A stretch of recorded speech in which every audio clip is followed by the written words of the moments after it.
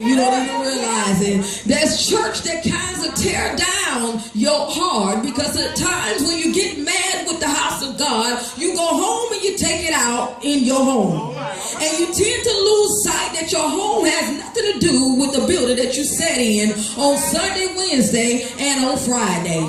But you are in a place now that you need to build your natural home just like you building your spiritual home.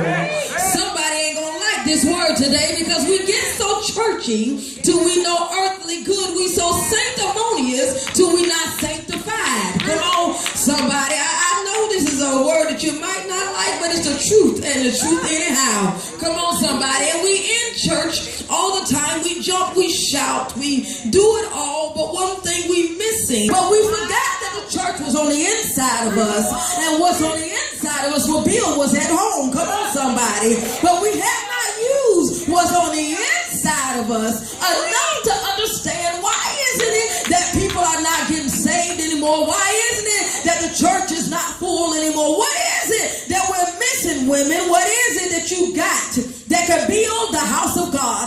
Well, we all know that men come to church, but nobody run to the church like the women do. And the women are the one that's always running to the church, but yet they the most negative, evilest women that there is on God's green earth. Come on, I'm telling the truth. It's the truth anyhow. That the women is the ones saying that they praying, and they're the one that's saying this and they're saying that, and you tend to not do what they want you to do or look like they want you to look. And at first I wasn't going to put on anything white, but then the Spirit of the Lord said, go ahead and put on the white shirt. I started to wear my robe, and I said, no, because I am who I am. I'm not going to fix myself up to put on white, and I might be the worst devil in white. Come on, somebody. I figured out that I got to do this the way that God has given us in this hour, that we have been so busy as wise women being foolish people, building people up that don't really love God the way that we read the word that we read. Come on, somebody. And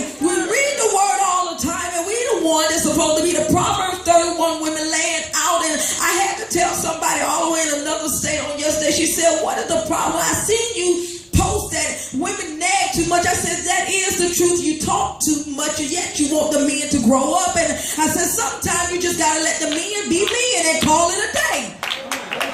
So they didn't understand what I was saying, and I told her, I said, you can't always nag and yell and you be the mother, but yet you're married to the man. And she didn't understand it, and after a while she understood. I said, you got to be a wise woman. The Bible never said that the Proverbs 31 woman talked all the time, yelled all the time, fussed all the time, complained all the time. The Proverbs 31 woman waited till the man of God laid down, and then she laid out before the Lord at midnight, and all of a sudden God started chipping things up off of them, as long as she knew how to lay prostrate. Y'all ain't ready.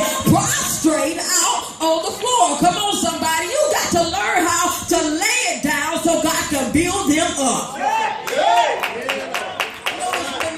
But y'all complaining, so I'm going to what the women complaining about.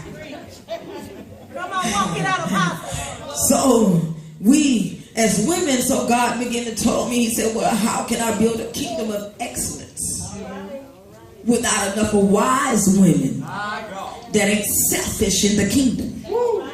Y'all ain't ready. Y'all wasn't looking for this. We tend to want good messages all the time. We tend to want to be preached happy all the time. But the way I grew up in maturity and elevation was hearing the truth.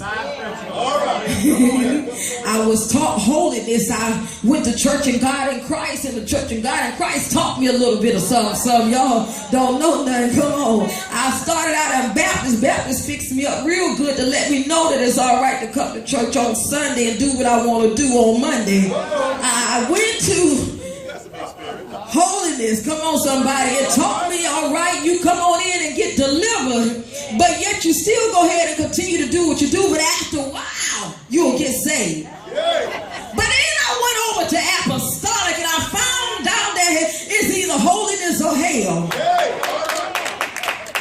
Then I learned to read my Bible for myself, and whether I had a denomination or not, that the word was the word. Y'all ain't ready. Come on, somebody. I had to learn about the Bible. I found that we as women can be some very foolish women, and we don't understand. So I wanted to look up. God just gave me 2 of the words to look up, and that's wise, having, and showing experience, knowledge, and good judgment.